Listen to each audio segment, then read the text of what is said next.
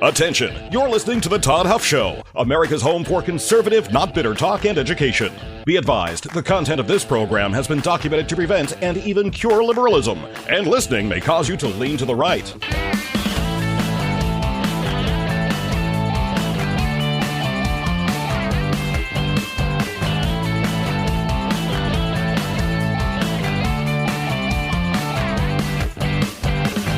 And now, coming to you from the Full Suite Wealth Studios, here's your conservative but not bitter host, Todd Huff.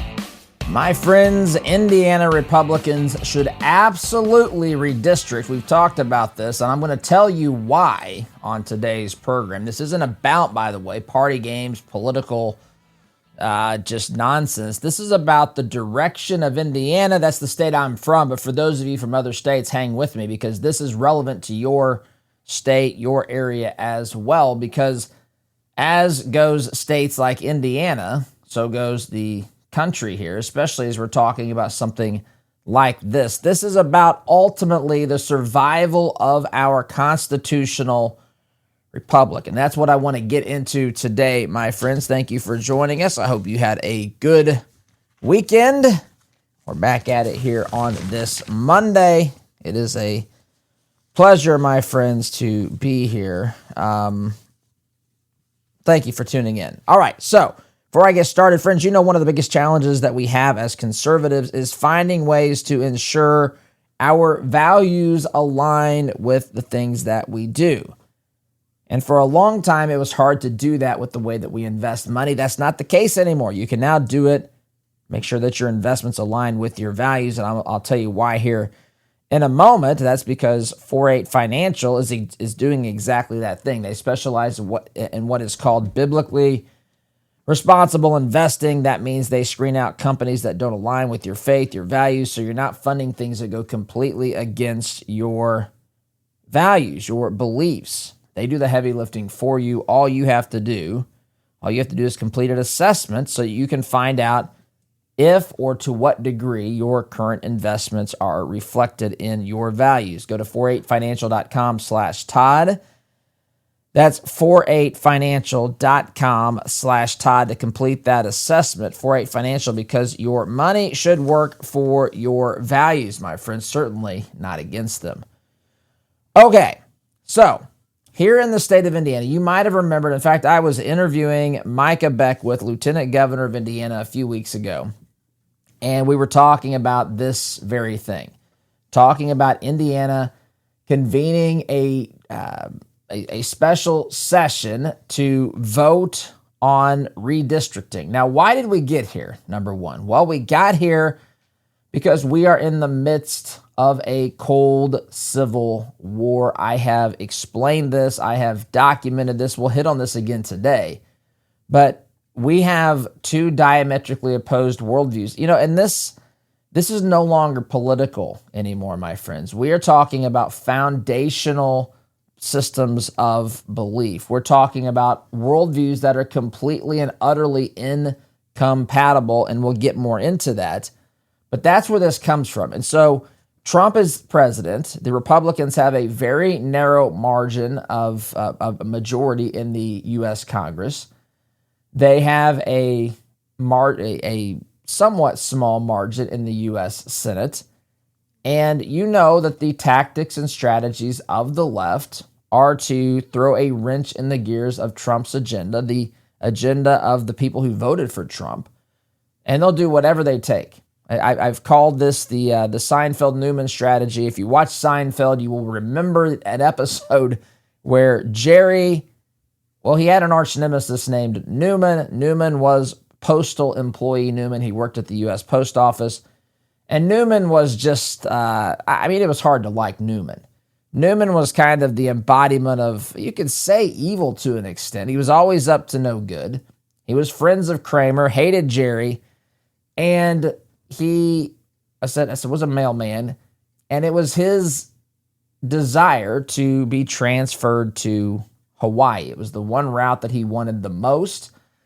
And so he was a quitter, number one. He never, he he collected his check no matter how hard he worked, and he realized that if they look at how successful I am at my job, I'm not good enough to get this transfer. Jerry stepped in and said, now wait a minute, Newman. If this means getting you to Hawaii, I'll step in and help you because, and this is the point, he said, I'll do whatever it takes, as long as it takes me, so long as it takes you, Newman, away from me. And so Jerry actually helped Newman. Newman threw in the towel. He quit. He didn't deliver the mail. So Jerry stepped in, and Jerry on his first day was more productive than Newman, delivering the mail at an astonishing success rate. And then that upset Newman. Newman said they're never going to buy this because no postal employee has ever had that level of success. They'll know it wasn't me. And so he didn't get, of course, transferred. But this is the approach. This is the approach that people who oppose Trump are taking. Listen, and I've got no problem. This is part of politics. Well, part of it's part of politics. You should be able to oppose the people, their agendas in a political fashion. You should be able to use the tools at your disposal, but they are being weaponized by the left. You think about what happened to Trump, and I don't want to go through the whole litany of things that Trump has had to deal with, but suffice it to say that because Republicans are not willing in this state, I'm going to drill down to actual names here. Somebody that I've had a, I would say, good relationship with. We're not close or anything. We've certainly met a couple times. We know who one another are. But his approach here is the reason. If Democrats win the House this November, not this November, but in 12 months, we've got an election in less than 12 months. You can bet your bottom dollar. I'm not condoning gambling, but that's a figure of speech. You can bet your bottom dollar that Trump will be impeached. There will be endless investigations. The agenda that has been voted for will come to a screeching halt. Part of that is political, but they weaponize it. The abuse of power to take Trump out, and what we've seen throughout the course of time, is absolutely remarkable. And for people to be cheering it is quite something altogether just unbelievable from a sense of, or from a position of pure logic. And just this is a government that's supposed to operate on the rule of law. It has been allowed, if you target Trump, to do whatever it wants. And that's what's going to happen again. Not to mention that same side that does those things is going to push through their godless, radical agenda. Folks, again, it's not just differences on taxation, differences on policies. This is fundamental differences, and we'll get into all of this. So I say all this to say, Indiana was going to, well, they started the process of redistricting. I said that when Micah Beckwith was on the program, we actually were able to announce that the state, I didn't know that was going to happen, but that there was going to be a special session called by Governor Mike Braun. So as you know, the legislature, because you listen to this program and you know civics, you know your Constitution, the legislature, the state legislature, is the one who's in control of these things. That includes the House, if you will. The General Assembly includes the House and the Senate. And so in the Senate, there is an individual, Senate Pro Tem, who leads the Senate. His name is Rod Bray, in the leadership of the Senate. And he announced that the chamber, the Senate, will not be convening in December to vote on this. He didn't tell us why. He simply said, I had his statement here, but for some reason it didn't, off the dig. Hold on here. Let me see if it's, here we go. Yes. Every once in a while it copies in the wrong color. So it copied in white. So I had to highlight it. Here's what he said, Rod Bray. Over the last several months, Senate Republicans have given very serious, I guess. We didn't see any of it.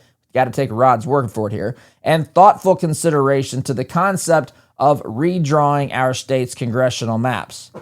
Today, I'm announcing that there are not enough votes to move that idea forward, and the Senate will not reconvene in December. That's the end of the statement.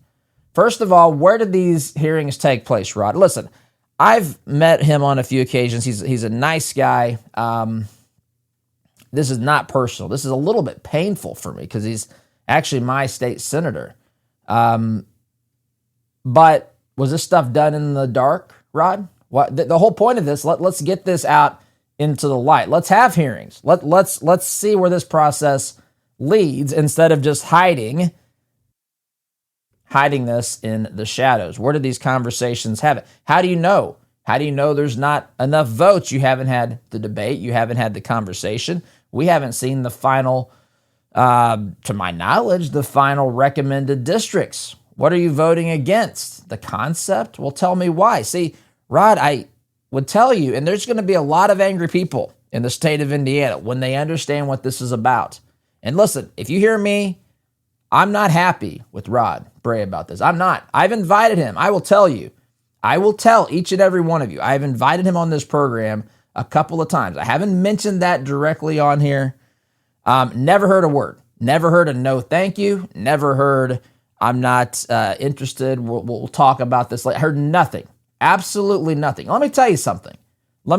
I hear things when I've invited Ro Khanna. Ro Khanna is a liberal leftist Democrat from the People's Republic of California.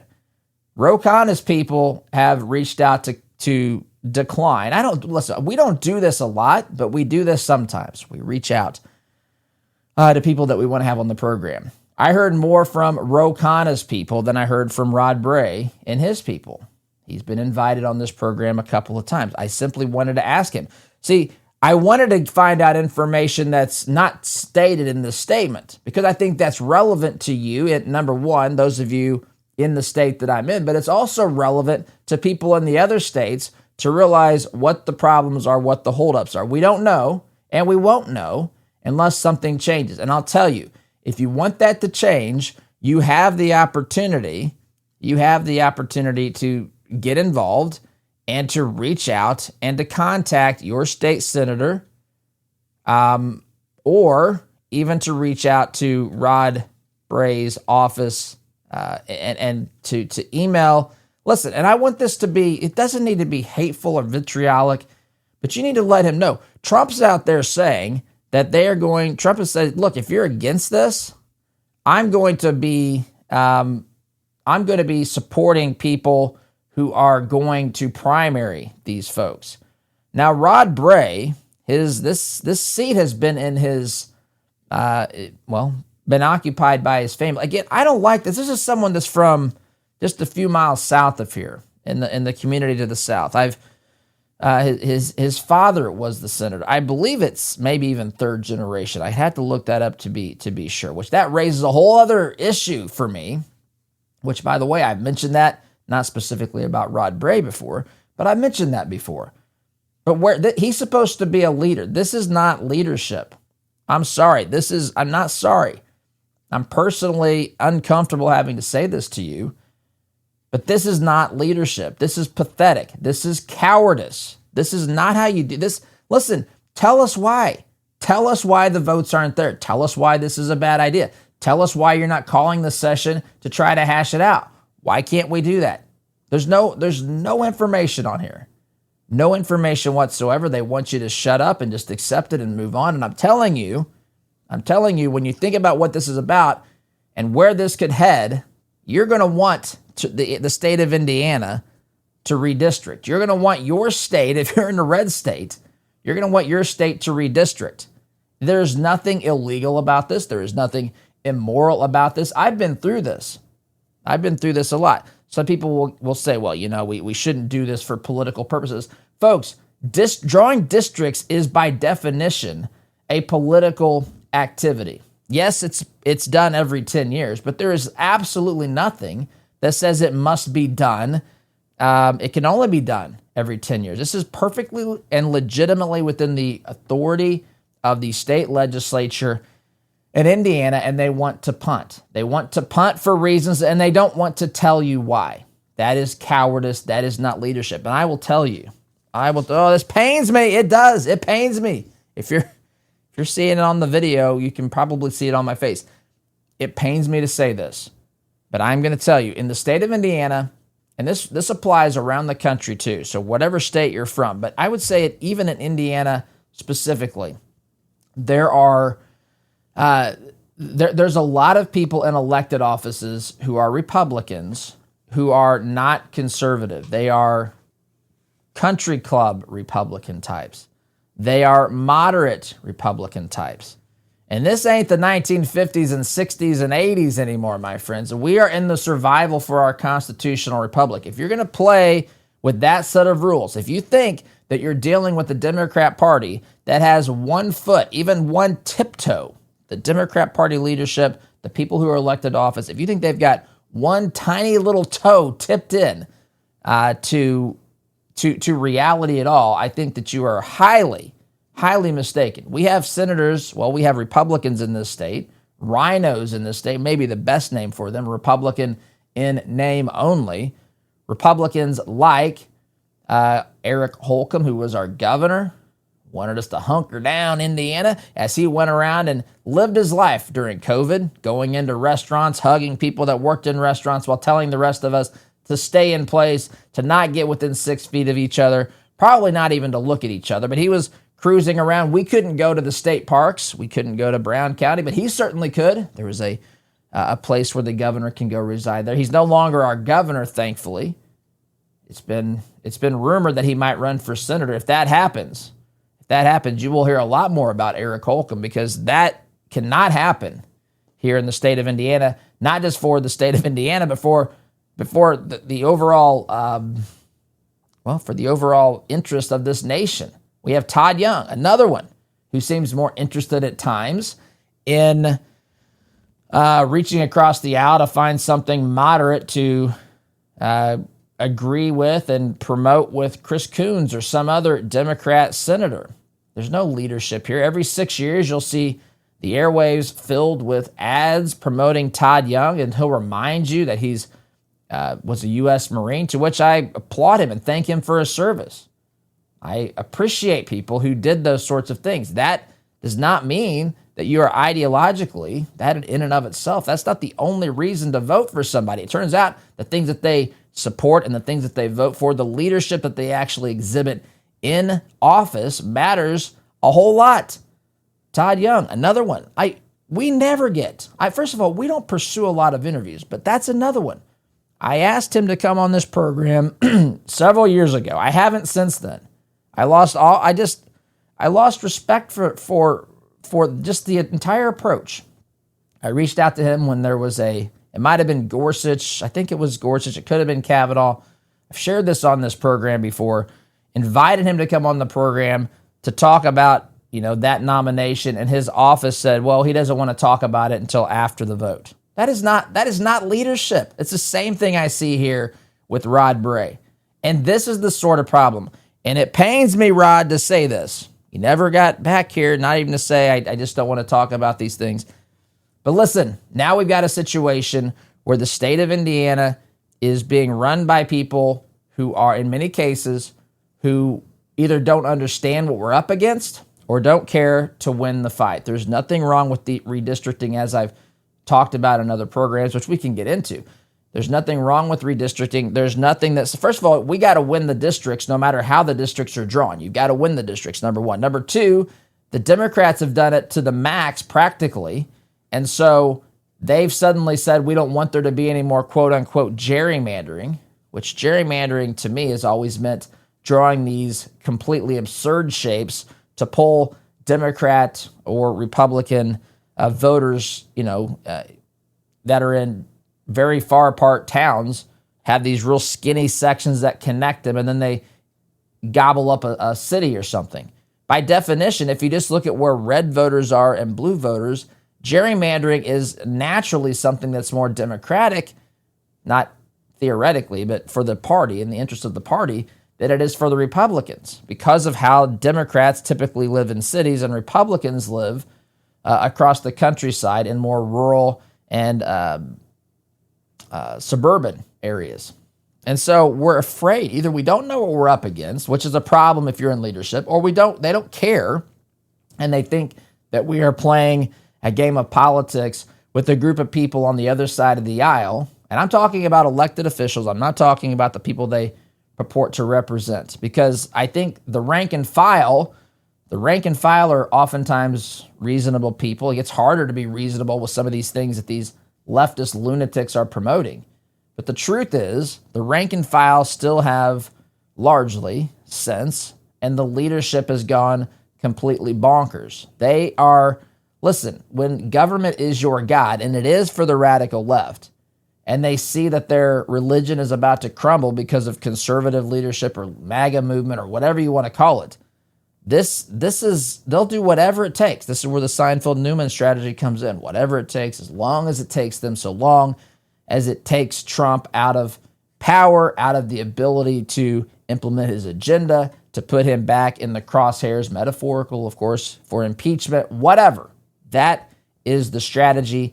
And if people like Rod Bray interfere with this, if other senators in the state of Indiana allow this to happen and don't put their big boy and big girl pants on and take this thing and put it into the open and debate it. Listen, if this goes to if these arguments are heard in the Senate, which they absolutely could do that, if they want to fight about this in an open fashion and this loses, so be it. But do not tell me, Rod Bray, do not tell the people of Indiana that the votes aren't there, period, end of discussion. If you think that's where this is ending, you are greatly mistaken.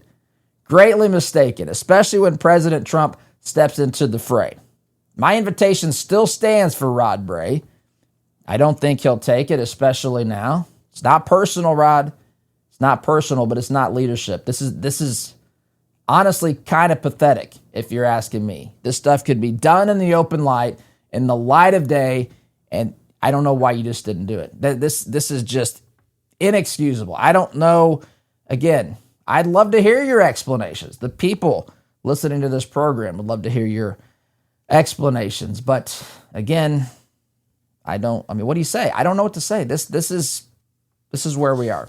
This is where we are. And I know, listen, Indiana Republicans are not the best example to follow in many cases. At least tell us what you're thinking. Don't just close it up. There's legitimate things which I'm going to get into here after the break. But I've got to take a time out, friends. By the way, Red, White, and Brand is here to help you. If you have a business, if you have a civic organization, if you need to put your logo on anything, Red, White, and Brand is here to help you. redwhiteandbrand.com is the website. Promo code Todd will save you 10% off your first purchase there. redwhiteandbrand.com, your logo on almost anything. Quick time out, my friends. You're listening here to the home of conservative, not bitter talk. I'm your host, the one and only Todd Huff. A little fired up today. Back here in just a minute. Welcome back, my friends. Talking here about the decision of Rod Bray. Republicans in the Senate, I guess. We don't know. They just decided, hey, we don't have the votes. They didn't have a vote. They haven't had open debate. They've had closed-door meetings to talk about this, I guess. I don't know. They don't want you to know why. They don't want you to know who's on record. They don't want you to know what they think. This should upset, listen to me, this should infuriate the people of Indiana. Whatever happens, this should infuriate the people of Indiana. If this thing goes, if they have open up a Senate session as they should here, if they do this, they should do this in the light of day. This is how they're used to operating, my friends. And listen, for those of you who say I don't criticize the Republican Party enough, please just remember this program, this episode today. This is the sort of thing that is so disheartening. The left, it's remarkable. It's remarkable. The left is willing to do whatever they need to do. It doesn't matter. You need Trump prosecuted? We got it. You need Trump? Well, you can take that line of thought however you want to take it. There are people, they cheer for bad things to happen to Trump. That should not happen. That should not happen. But if there's something that is legal, ethical, and moral that just has a political price tag that you got to calculate that will potentially help in saving this constitutional republic, I hope to goodness you would decide to stand up and to fight, at least to have the conversation in the light of day. If it loses, if it doesn't pass, and we can see how the votes are tallied, then let it be. But Rod, if you're going to hide, if Republican senators are going to hide for whatever reason, I don't know, because they're just principally against it by principle. That's fine. Explain it. Don't just say I don't have the votes. Why? Why aren't they there? Do you understand the cost of this? Do you understand what's going to happen if Trump is elected? And if Democrats win, there will be more impeachment hearings. The policies of the unhinged, godless radical left will have a foothold again in Washington, D.C. This is a recipe for disaster. We have so many things to fix in this country. We're on the path toward fixing them. Things are dramatically better. They still have a long way to go. Don't make no mistakes about it. But if you look at what has happened with deportations and the security of the border, if you've looked at what's happened with inflation since Trump's come into office, all these things headed in the right direction. All these things. If you looked at what's happened when it comes to how the left has weaponized everything. I mean, it wasn't that long ago that the FBI agents were targeting people who went to school board meetings to voice displeasure or discontent with the superintendent. Listen, I'm not here. There is a line. You shouldn't be threatening. It shouldn't be violent, but you ought to be able to hold public officials accountable. I had a friend who several years ago, was on the town council of a local community. One of his big pet peeves was how many things that were happening behind closed doors. He was all about transparency. You might have disagreed with his style. There were things stylistically that I disagreed with him. But I will tell you, he did a lot of good things to bringing transparency back to the town in which he operated, which again had become accustomed to doing things with wink and a nod and a handshake behind closed doors, and that can happen with any group of people, Republicans, Democrats, apparently the state Senate here in Indiana. Trump posted this to Truth Social. Very disappointed in Indiana State Senate Republicans led by Rhino Senators Rod Bray and Greg Good for not wanting to redistrict their state, allowing the United States Congress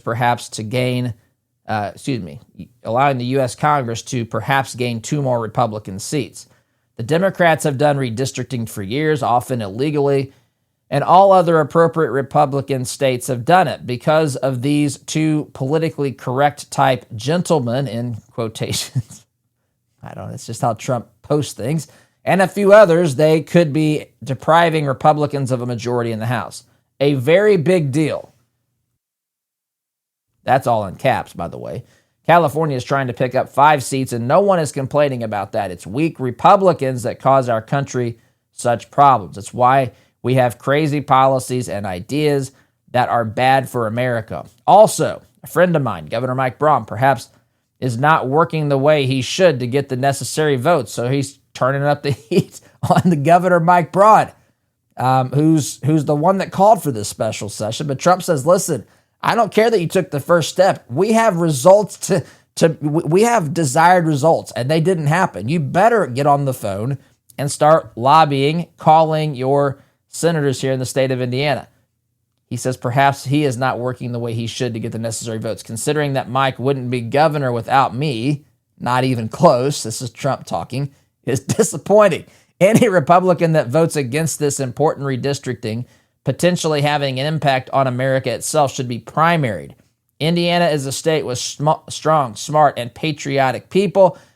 They want to see our country win and want to make America great again, all caps. Senators Bray, Good, and the others to be released to the public later this afternoon. This was posted on, I guess this would have been yesterday morning. Should do their job and do it now. If not, let's get them out of office as ASAP, as soon as possible. So the political lines have been drawn. And I'll say, listen, I know some of you are going to pick up the phone or go to your email and send messages to Rod Bray. Listen to me. And I know this is only for the fringe group, a couple of people. But this doesn't need to be vitriolic. But we need to hold these folks accountable too. Doesn't mean you can't be to the point. It doesn't mean that you can't voice your anger frustration, just your desire to see transparency in your government over this important topic. Doesn't mean that you can't just state it, state it clearly. That's fine. But this doesn't need to be, we don't need hate mail or anything like that. That's important to me. I've voiced my displeasure. I voiced my displeasure with Rod. He's welcome to come on this program. He hasn't responded. More importantly, forget about me. He hasn't responded to you. He sent a statement. There you go. We don't have the votes. Let's move on. No, that's not the way that this is going to work, Rod. And I think you're about to find that out now that Trump has entered the mix. You better rethink this strategy. I would highly recommend that you call the session. Let us see. Be on record. If you think it's a bad idea, fine. Explain why it is. I'm going to tell you why I think it's absolutely necessary and making sure we save our constitutional republic. And I'm not elected by the people. If I can do it, why can't you do it, Rod? You can do it here. You don't have to. You can ignore me forever. But you can do it, and more than just a simple statement saying, we don't have the votes. How do you know? You haven't called the session. You haven't had the debate. You haven't drawn the specific maps. So far as I know, what are you against? You don't have the votes for what? There's nothing that exists yet. The special session is designed to specify what that is. And then you can go from there. Tell us if it's wrong. Just tell us if it's wrong. Tell us something. Show leadership. This is completely inexcusable for this position in the in the state Senate. Absolutely inexcusable.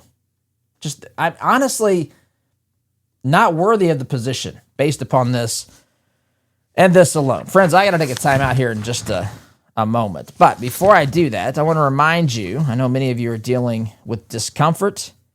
There's a lot of confusion about ways to handle discomfort, confusion about kratom, which you've probably heard the headlines. Most of them are based on synthetic junk that isn't real kratom at all. Real kratom is safe. It's when it's natural and tested and handled with care and doesn't have the synthetic junk that's in there. That's what you get from Christopher's Organic Botanicals. This, by the way, there are laws. It's legal in most of the states, but it's illegal in some. Illegal even currently in the state of Indiana.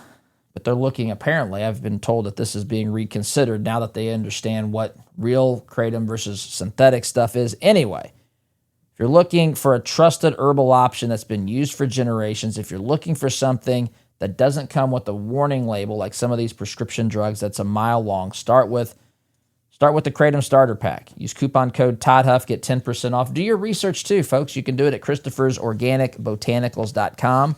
That's Christopher'sOrganicBotanicals.com. I want you to be aware of the options and do what you think is best. That's the beauty of conservatism. Christopher'sOrganicBotanicals.com. Truth, transparency, and tradition, my friends. All right, so I'm going to list next segment. We're going to go through and we're going to say, we're going to talk about what's at stake here.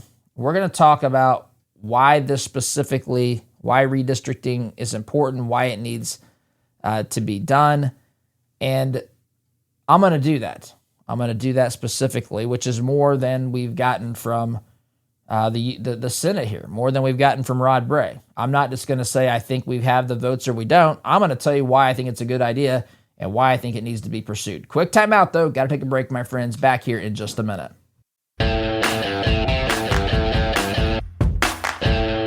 Welcome back, my friends. You know that some politicians, as we've discussed so far this program, are stuck in the 1950s, thinking that this is 1950s politics, 1960s, 70s, 80s politics, while some of us are focused on saving this constitutional republic, understanding the dire straits that it is in, and understanding why we are in those dire straits. So, I'm going to continue this conversation talking here specifically about the Indiana State Senate's announcement that they're not going to be considering redistricting here in the state. And I'll get to that, my friends, in a moment. I'm going to tell you why I think they absolutely should. And listen, I challenge Rod Bray or any other Republican senator who's against this, who doesn't want to go on record, they want to stay in the murky middle. I encourage you to tell me why I'm wrong. You can come on this program. You can just post it. You don't have to acknowledge me. I'm irrelevant here. What's relevant is what you announce to the people that you represent in this state. That's what's relevant. And the answers that you've given thus far are pathetic. And this may sound a little heavy-handed to some people, and I don't really care. I'm not in the mood to really, it just doesn't matter to me. It doesn't matter to me. This is, I think, an abdication of duty and responsibility by Rod Bray and others. I don't know how to make this any more. I am disgusted by this, if I'm being quite honest. So, but they can tell the people why I'm wrong. Tell them. Don't just hide behind it, say we're not going to vote on it. Be men, be leaders, step up, and explain it. Just like I'm doing on here, by the way. And I'm not elected. Friends, let's be honest. When your financial world starts getting a little more complicated, you need more than one-size-fits-all advice. That's where Full Suite Wealth shines. Their team specializes in working with families and individuals at your level, offering personalized guidance that goes far beyond the basics. So, they help from private equity and private credit to option strategies and coordinated legal planning. Full Suite Wealth helps you see the big picture and make confident decisions about your legacy. It's about having a dedicated team guide you each and every step of the way so that you can focus on what matters most, your family, your goals, your future. If you want real confidence in your financial life, visit fullsuitewealth.com. Jason and his team will take great care of you, my friends, at fullsuitewealth.com. Build your legacy, secure your future. I said when Trump was elected, there were two problems in the Republican Party. One is that elected officials were not conservative enough. They got to D.C., suddenly decided they wanted to become leftists or liberal Democrats. Probably not leftists. Maybe some of them. But they realized, you know what? It's easier to go along and get along than it is to fight and stand on principle. The media can be mean to me and all this kind of stuff. And the other is, well, the first is just that they weren't principled enough to begin with. The second is maybe they're principled, but they're just not tough enough. And Trump came on the scene. Trump was tough enough. And if you think about what we've accomplished because of Donald Trump, and I know he's not a perfect conservative. I've never suggested that he was. But I would say the top 500 things that need to be addressed, Trump aligns with conservative thought on. And so that's always, I've never understood the never Trumpers. I've been through this. I don't want to go through that today. But let me say this. We are in the midst of an ideological battle that is nothing like what we've experienced, at least in recent times, recent years. We aren't just disagreeing about preferred tax rates and things around the edges. We have people who absolutely hate this country as founded. It's preposterous. I've been through this. They hate this country as founded. They want to remake this nation into something different. They want to pack the U.S. Supreme Court with liberal justices so that they can override the current court that is, of course, comprised of 5 or maybe 6 people who care about the Constitution. What's at stake here is abortion on demand. What's at stake here is gender surgery on minors. These are not moderate positions. And by the way, what's the compromise on this? What are the compromise on some of these issues? Marxist-style ideological system. Think about Zoran Mamdani. That is who a lot of these elected officials are, who they agree with, what they would like to see done in our nation, in your cities. That's what they would like to see done, my friends. It is a dangerous thing, and we're going to witness New York come crashing to the ground here. I hate to say it. I do. It's a fantastic city. They're going to destroy it. And you know what? Even worse so, they will destroy this country if they were given the power to do so. Open borders. Think about the crime, the drugs, the sex trafficking, all of that. All of that was allowed to happen. Let this sink in. All of that was allowed to happen for decades because of weak politicians. You can say the Democrats wanted it, but you could also say the Republicans didn't stop it until a guy named Donald Trump stepped onto the scene and showed the Republicans how to do it. Folks, we're talking about collectivism, massive spending that we will never recover from. These things are all hanging in the balance, and a weaponization of the government, which is coming, which is absolutely coming if we don't do something to stop it. That's what's at stake here. That is what is at stake here. There is nothing that says one district should be Republican or Democrat. Candidates have to win whatever these districts are drawn to. These districts can be redrawn, and the people can vote. You can debate this. You can have this done in open, Rod, not just in secret. Indiana Senate Republicans, have this debate. If the argument doesn't support it, if the people don't support it, then you can vote against it. Do not run from it. That's not leadership. What you're doing right now is not leadership. It is candidly pathetic. It's pathetic. Why can't you do what? Even if you disagree with me, do what I just did. Share your thoughts. Don't be cowardly. I gotta go. SDG.